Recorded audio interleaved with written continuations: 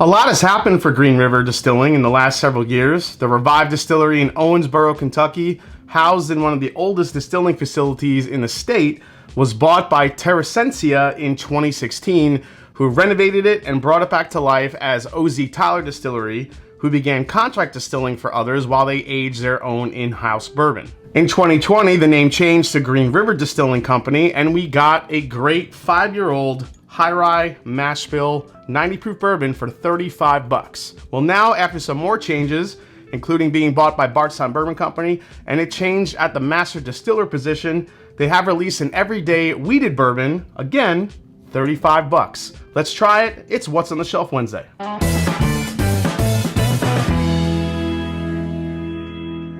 Welcome back to The Mash and Drum. I am Jason C. Like, subscribe, do all the things you need to do to help grow the channel. WhiskeyTube family, thanks for coming back and watching. This is What's on the Shelf Wednesday, the series where I bring you quick reviews of whiskeys you can actually find on the shelf, including bourbons, ryes, scotches, Irish whiskeys, and more. We actually have some fun scotch videos coming up soon, so stay tuned for that. Now, as I mentioned last year, Green River Distilling was acquired by Bardstown Bourbon Company in June of 2022. I think I smell a collab coming on at some point. Now, Green River has expanded its product lineup under new master distiller Aaron Harris, formerly of Ohio's Watershed Distillery, with Jacob Call, former master distiller, departing. So they actually added 2 new whiskeys to the lineup, a limited Green River full proof single barrel bottled at 119 proof that will be around $60, and today's review, their wheated bourbon.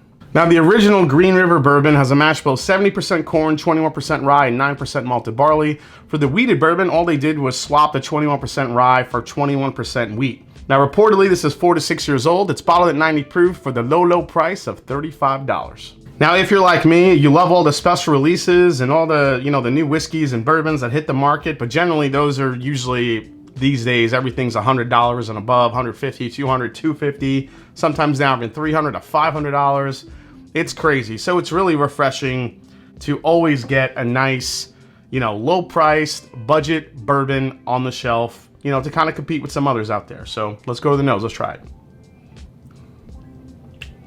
So what's nice about this one is I wouldn't say it's completely wheat forward. Sometimes, like Maker's Mark, I could smell the wheat on the nose in that. For this one to me is more like peaches drizzled with honey.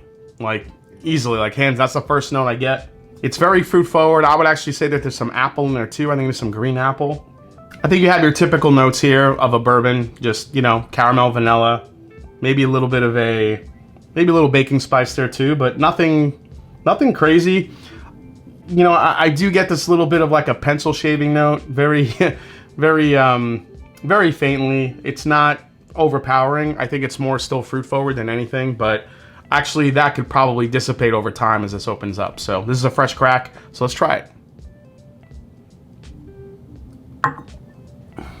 Wow, this to me, again, this is just, I think I got more apple on the palate than I did on the nose. Green apple, a little bit of that honey is still there. Again, the vanilla, the caramel, a little bit of brown sugar, not a dark brown sugar. It's very light. This drinks like a wheater. It's very easy on the palate. I'm trying to see if I get any of that youthful characteristic on the palate, but I'm not really getting it, which is a good thing. There might be a slight hint of it there, but it's very faint, guys. I mean, this is, again, it's a 90 proof wheated bourbon. It's, 4 to 6 years old. It's not super complex. This is a hell of an easy sipper for $35. I mean, this could go right up against some other budget, sippers in this price point. I mean, you're talking about Weller Special Reserve. I think this would go right up against it. Now, Weller Special Reserve is older, so I think it might win in that aspect. But you put this up against like Maker's Mark and even Larceny, regular Larceny, obviously, not barrel proof. I think this would go toe-to-toe with it.